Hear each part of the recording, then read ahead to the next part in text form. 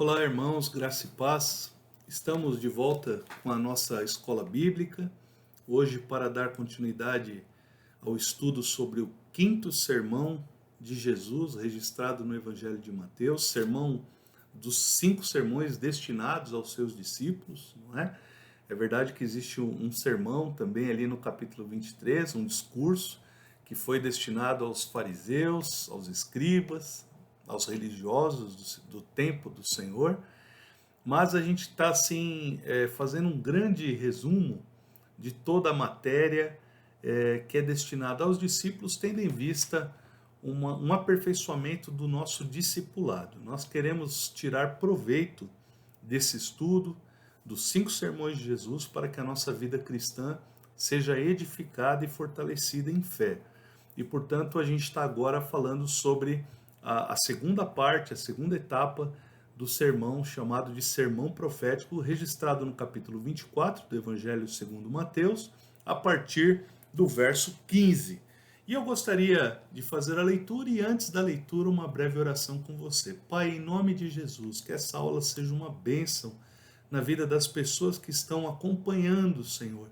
Ó Deus, todo esse estudo, e que haja crescimento e fortalecimento na fé, para louvor da sua glória, Senhor. Em nome de Jesus eu oro e agradeço. Amém. Amém. Que Deus te abençoe desde já, meu irmão e minha irmã. Amém? Então, o versículo 15 diz assim, olha, quando, pois, vocês virem situado no lugar santo, o abominável da desolação, de quem falou o profeta Daniel, quem lê entenda. Então os que estiverem na Judéia fujam para os montes, quem estiver no terraço não desça para tirar de casa alguma coisa. E quem estiver no campo, não volte atrás para buscar a sua capa. Ai das que estiverem grávidas e das que amamentarem naqueles dias. Orem para que a fuga de vocês não aconteça no inverno, nem no sábado, porque nesse tempo haverá grande tribulação, como nunca houve desde o princípio do mundo e é até agora e jamais, nunca jamais haverá. Não tivessem aqueles dias sido abreviados, ninguém seria salvo. Mas por causa dos escolhidos, tais dias serão abreviados. Então, se alguém disser a vocês, olhem, aqui está o Cristo, ou ali está ele, não acreditem, porque surgirão falsos cristos e falsos profetas, operando grandes sinais e prodígios para enganar, se possível, os próprios eleitos. Eis que tenho predito isso a vocês. Portanto, se disserem a vocês, eis que ele está no deserto, não vão lá. Ou se disserem, eis que ele está no interior da casa, não acreditem. Porque assim como o relâmpago sai do oriente e brilha até o ocidente, assim será a vinda do Filho do Homem. Onde estiver o cadáver, aí se ajuntarão os abutres. Amém, até aqui. Amados, que texto maravilhoso esse, que fala a respeito do tempo conhecido como a Grande Tribulação. A Grande Tribulação. Eu gostaria de começar falando um pouco, meus irmãos, a respeito da dificuldade que existe para situarmos, ou da dificuldade que a teologia apresenta em situar esse texto no tempo. Há quem diga que estes acontecimentos são acontecimentos que se deram antes mesmo dos dias de Jesus. Quando Jesus faz uso, por exemplo, do profeta Daniel, ao citar Daniel, ele está falando de coisas que aconteceram antes da sua vinda. Então, é sabido pela história que Antíoco Epífanes, ele foi alguém que realmente defraudou o templo, quando ele colocou no templo de Jerusalém a estátua de Zeus, e ali foram sacrificados alguns animais considerados imundos no judaísmo. Porcos foram sacrificados. E, portanto, houve uma profanação do templo. O texto está dizendo o seguinte: quando, pois, vocês virem situado no lugar santo o abominável da desolação de que falou o profeta Daniel, quem lê entenda. Estas pessoas, este grupo de pensadores, este grupo de estudiosos, atribui esse momento como esse momento vivido, experimentado pelo povo de Jerusalém nos dias desse conquistador chamado Antíoco Epífanes. Tá ok? É verdade que existe também uma outra corrente que diz que esses acontecimentos eles são os acontecimentos que se deram cerca de 40 anos após Jesus ter proferido este sermão, no ano 70, quando o templo foi completamente destruído pela invasão dos romanos. Então, havia uma tensão política entre os judeus e os romanos que se agravou, e nessa tensão a cidade de Jerusalém foi completamente destruída e o templo foi completamente destruído. Não é? A história registra, por exemplo, que o candelabro ele foi levado a Roma, né? Então o general Tito foi o grande responsável pela destruição do templo, né? E até hoje, por exemplo, existe em Roma, próximo ao Coliseu, um arco que foi feito em homenagem a Tito, onde estão ali as homenagens feitas a esse general conquistador que demonstram os acontecimentos daqueles dias. Há quem diga que houve tamanho banho de sangue em Jerusalém, que enquanto os sacerdotes estavam oficiando os sacrifícios, os holocaustos, havia projéteis sendo lançados, não é, contra o templo e contra os sacerdotes, de forma que muitos morreram enquanto ofereciam ali os seus sacrifícios, e toda a área, todo o pátio do templo foi banhado com sangue dos sacerdotes e de judeus que estavam ali para oferecer a Deus os seus sacrifícios. E, como nós sabemos, desde então não se realiza sacrifício em Jerusalém, ou pelo menos não houve mais a reconstrução do templo desde esta data, desde o ano 70. Então, veja, queridos, para muitos, esse evento que ocorreu no ano 70, ele é esse evento que está registrado aqui, né? Então, de forma que essa fuga que é anunciada por Jesus, né? Quem estiver no terraço não desça para tirar de casa alguma coisa, e quem estiver no campo não volte atrás para buscar a sua capa. Ai das que estiverem grávidas, que amamentar naqueles dias, orem para que a fuga de vocês não aconteça no inverno e nem no sábado.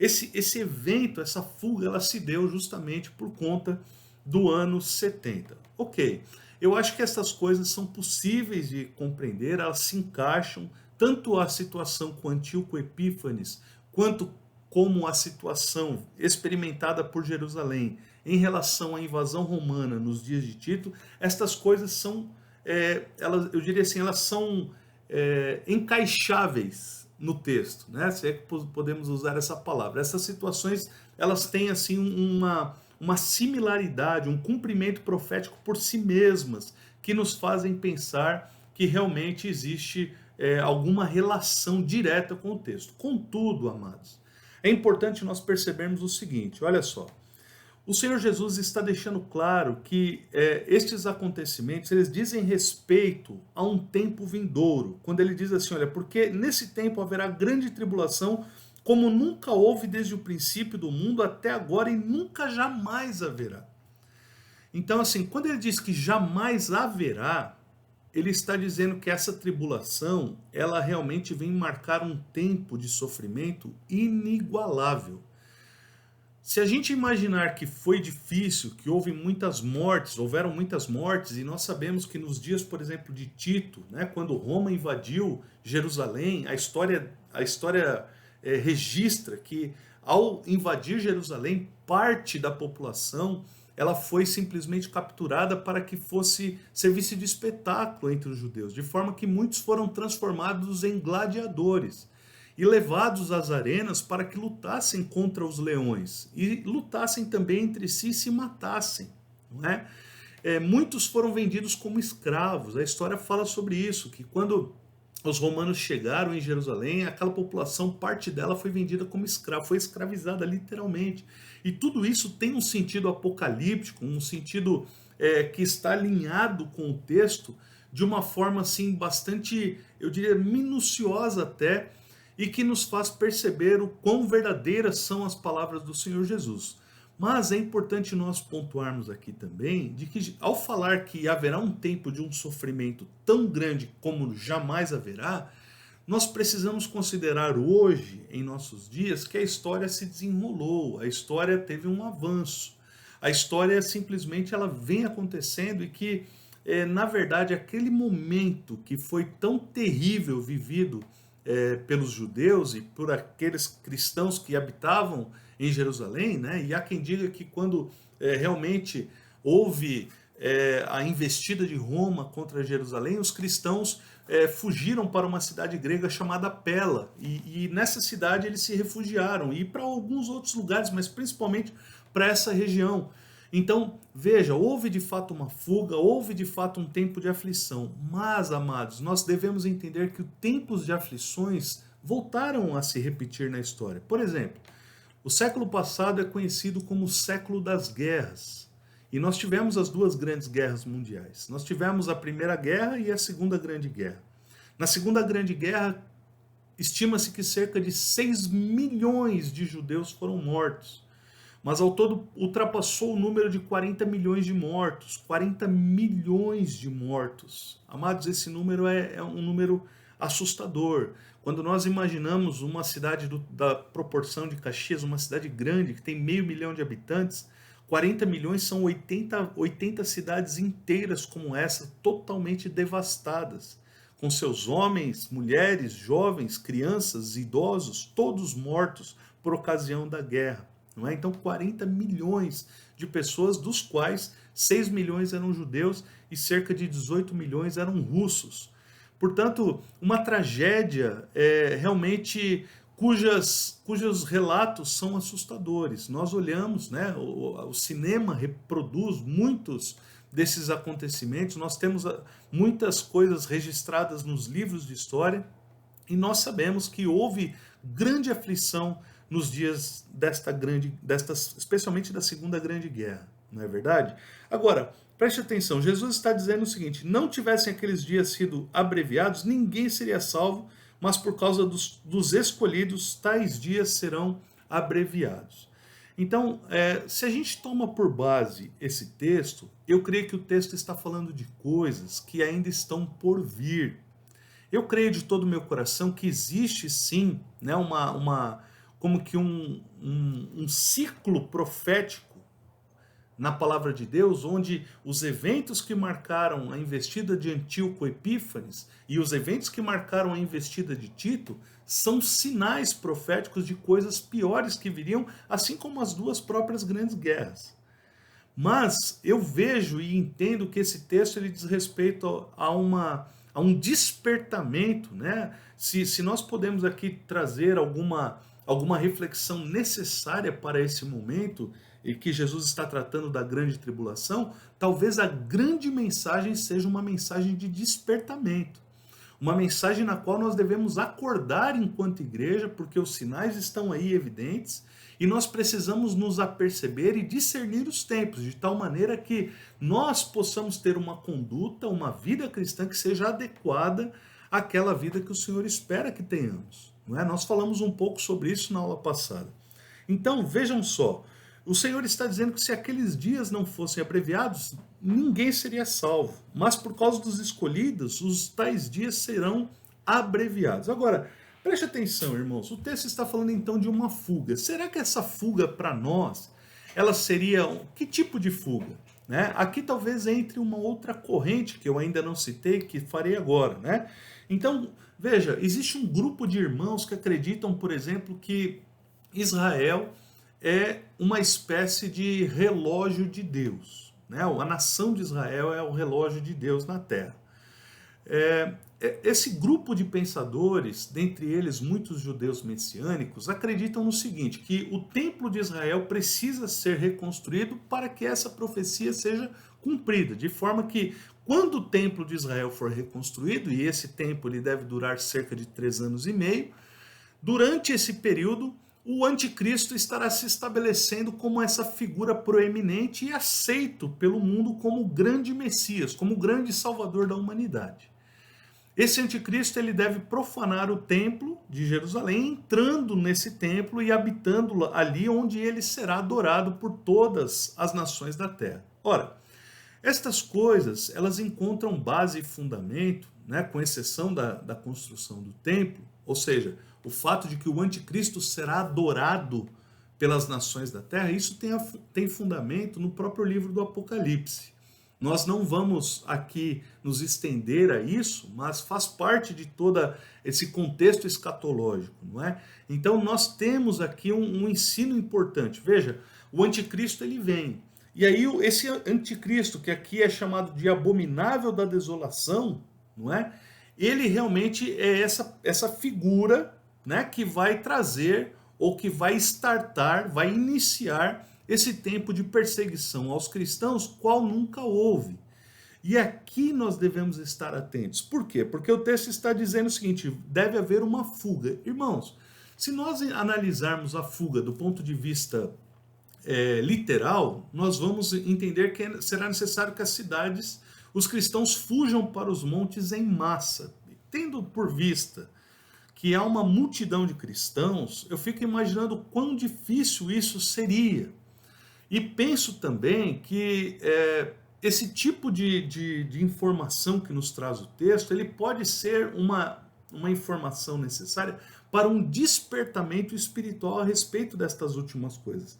Preste atenção. Então, o texto ele fala o seguinte: os que estiverem na Judéia não fujam para os montes. Ou melhor, os que estiverem na Judéia fujam para os montes. Né? Quer dizer, aqueles que estão habitando no ambiente social ou onde estão os grandes centros, nas grandes cidades, fujam para os montes.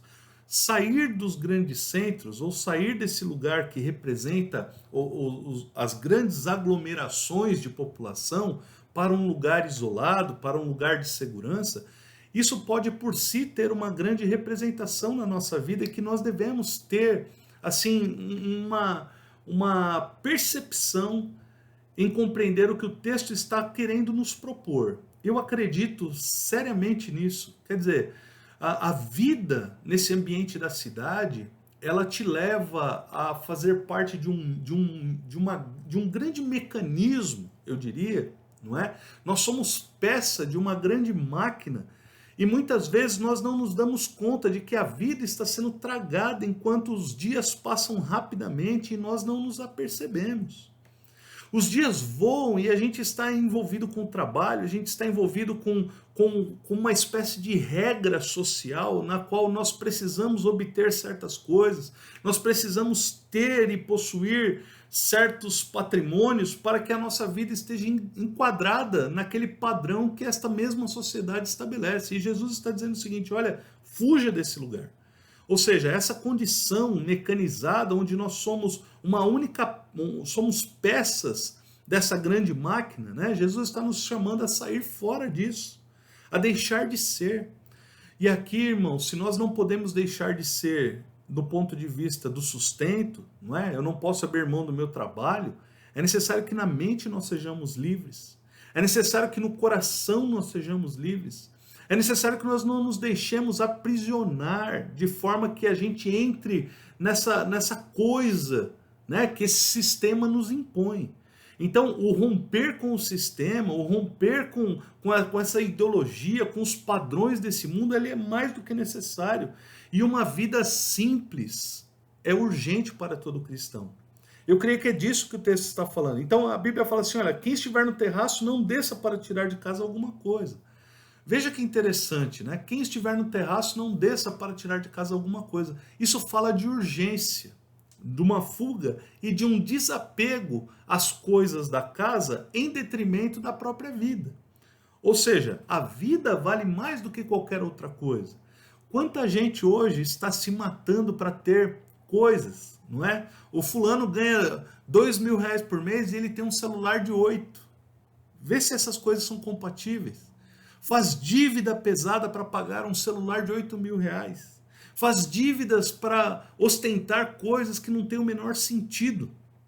Não tem o menor sentido, não é? Então, a Bíblia está falando assim: quem estiver no terraço, não desça para tirar alguma coisa. Quem estiver no campo, não volte atrás para buscar a sua capa. Ou seja, deixe de lado as coisas desse mundo. É tempo de nos desconectarmos das coisas para nos conectarmos a Deus. E nesse tempo aqui, amados, mais do que nunca, só vai conseguir suportar até o fim, só vai aguentar o tranco, só vai conseguir realmente resistir a estas coisas os crentes que compreenderem essa verdade.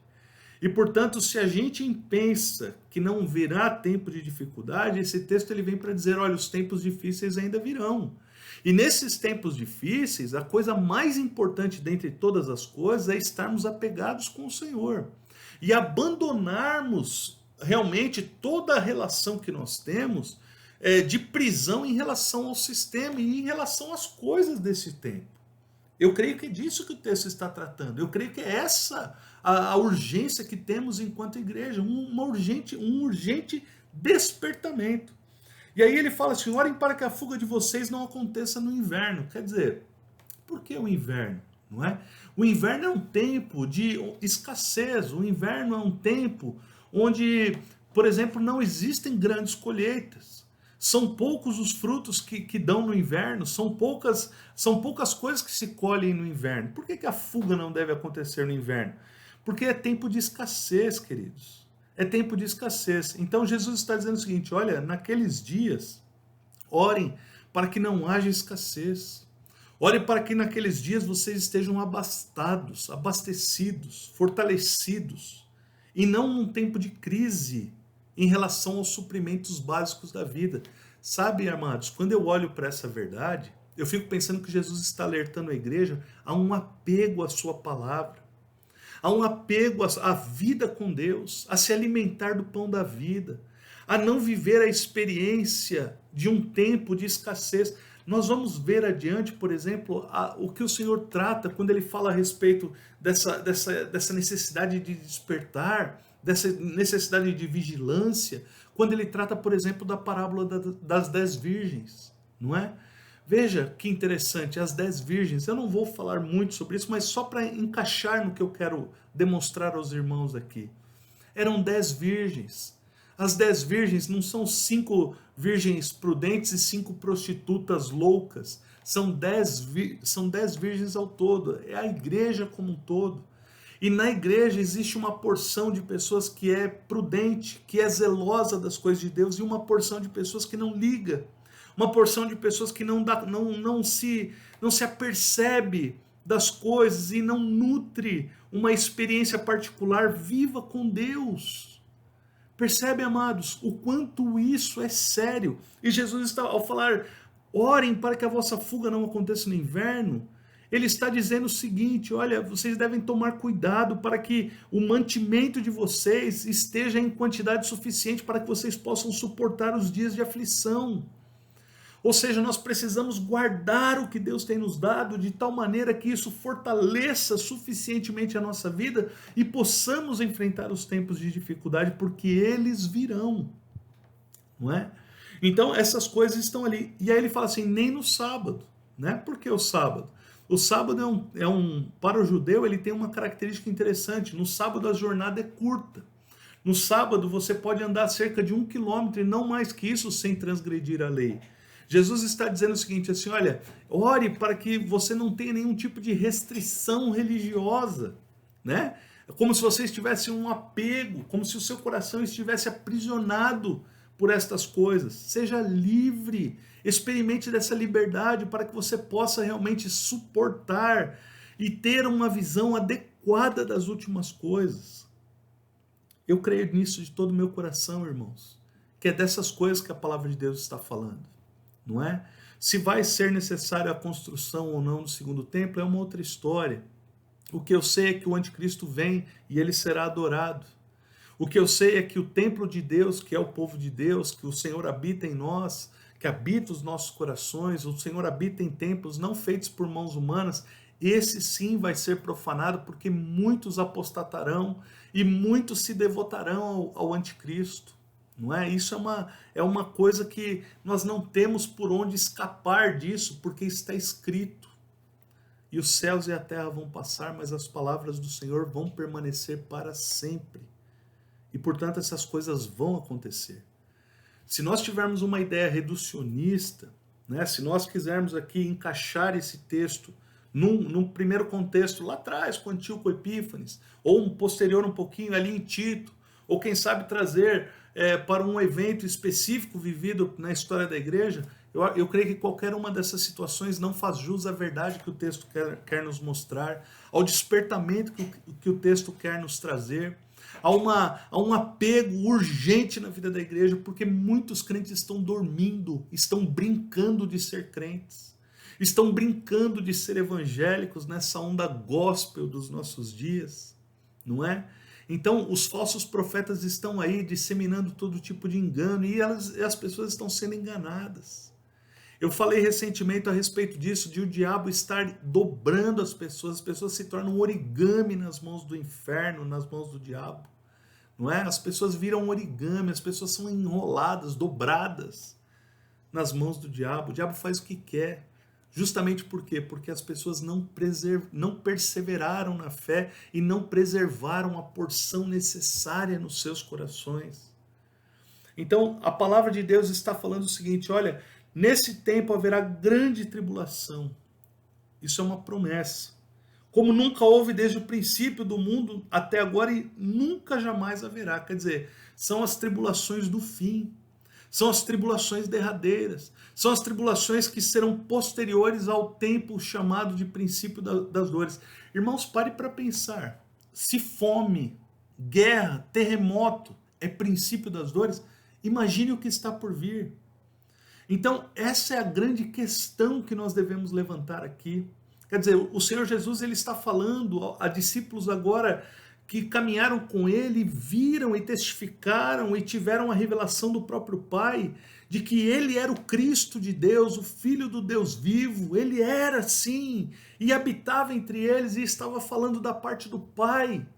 E na condição de Cristo, na condição de Messias, na condição de Filho do Altíssimo, ele está trazendo uma verdade a respeito dos fins dos tempos que deve alertar a igreja em estado máximo de alerta, do qual nós temos ignorado, do qual nós temos buscado compreensões brandas, do qual nós temos assim nos afastado, alerta esse que parece não ter mais importância. Sabe, irmãos, a nossa mente vai se cauterizando com os tempos. Houve uma época em que nós assistíamos à TV e nós olhávamos e observávamos as notícias, e as notícias que traziam à tona eventos de crueldade mexiam com o nosso coração. Nós sabíamos que um homem ou uma mulher ou uma criança, enfim, foi assassinado e nós chorávamos com aquilo. Hoje essas notícias, elas entram por aqui e saem por aqui. Há uma indiferença, uma frieza em relação a estas coisas. Me parece que de tanto falar a respeito disso, ao invés de produzir o efeito de alerta, o alerta ele tem sido ignorado. É mais ou menos como aquela coisa, olha, é como se Jesus ameaçasse, mas não viesse, e a gente já não desse mais crédito à sua palavra. Então, de repente, a incredulidade está tomando conta, a indiferença está tomando conta, e os corações estão se tornando gélidos, porque não são capazes de crer no que diz a palavra, e a palavra está falando que nunca houve desde o princípio do mundo até agora, e nunca jamais haverá tempos de grande tribulação, como serão aqueles dias. Spurgeon fala assim, olha, se a fome, os terremotos e as guerras são o princípio das dores, eu não quero nem imaginar o que será o tempo das dores, o tempo da grande tribulação. Isso é uma verdade, não é? Então esse tempo chega, esse tempo vem. E aí, olha só, junto com esse tempo de tribulação, o texto está nos dizendo o seguinte, olha, não tivessem aqueles dias sido abreviados, ninguém seria salvo, mas por causa dos escolhidos, tais dias serão abreviados. Então, esses dias, eles vão determinar os dias que antecedem a vinda de Jesus. A igreja será de tal forma afligida. Irmãos, muita gente está dizendo por aí que a igreja não passa pela tribulação. A igreja passa pela tribulação. Você e eu somos candidatos a atravessar uma fase. Ninguém acreditava no coronavírus antes dele aparecer. Se eu falasse para você há 6 meses atrás de que em 2020 nós enfrentaríamos uma crise onde nós não poderíamos sair de casa, alguém diria o seguinte, olha, esse homem está louco, não é? Porque realmente não tem o menor sentido a gente ser impedido de sair de casa. E não foi o que aconteceu. Agora, isso tudo ainda é princípio de dores, amados. Essas coisas não são ainda esse tempo que está por vir.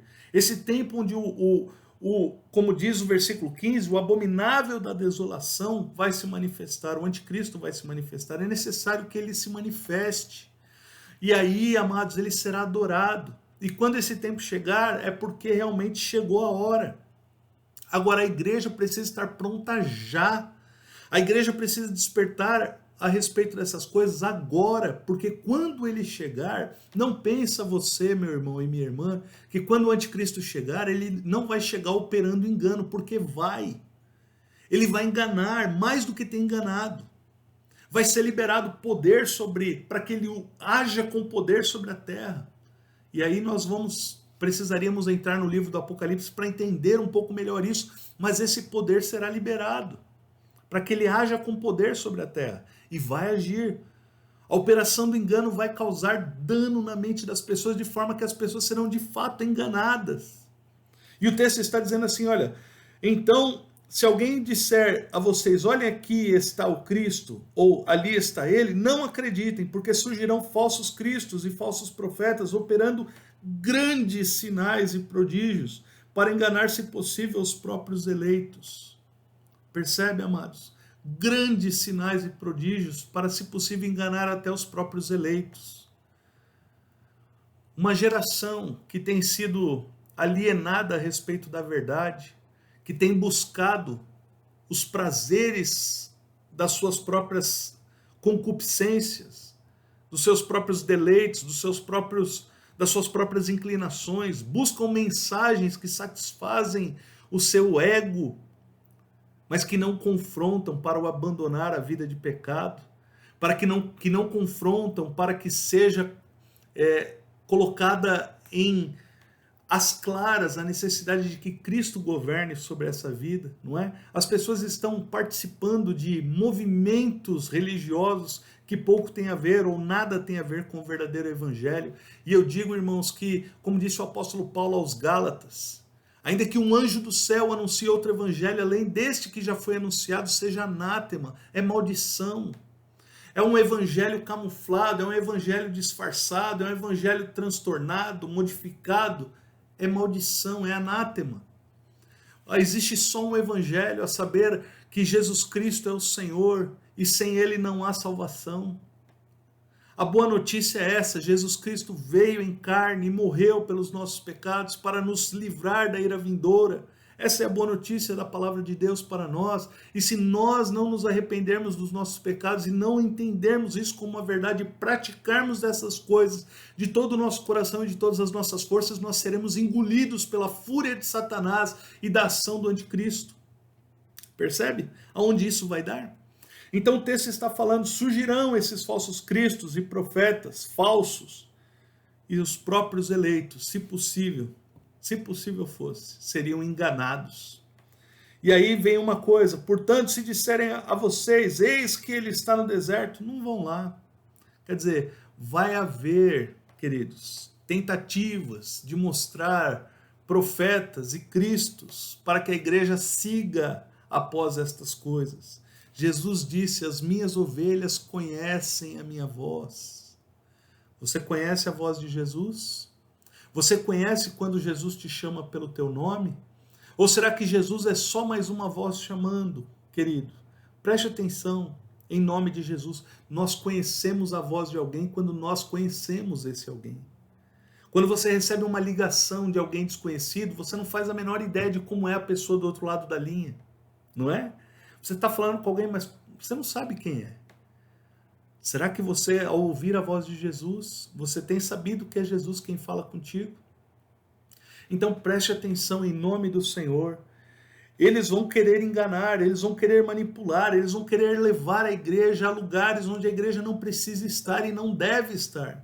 Por quê? Porque a promessa é a seguinte, porque assim como o relâmpago sai do Oriente e brilha até o Ocidente, assim será a vinda do Filho do Homem. E aqui, amados, aqui não há nenhum tipo eu diria assim, de entendimento que nos leve a crer que este versículo não é literal, absolutamente. Né? A literalidade dele, ela é plena. Jesus vai voltar em glória, essa é a promessa. Não mais como um menino, nascido da Virgem, não mais numa estrebaria, não mais num lugar simples e humilde, mas agora na sua condição de Rei dos Reis e Senhor dos Senhores, rasgando os céus de leste a oeste, como um relâmpago que sai do Oriente e se mostra no Ocidente.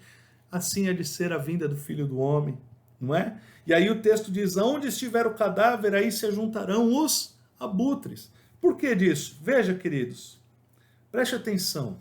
O texto diz mais, versículo 29.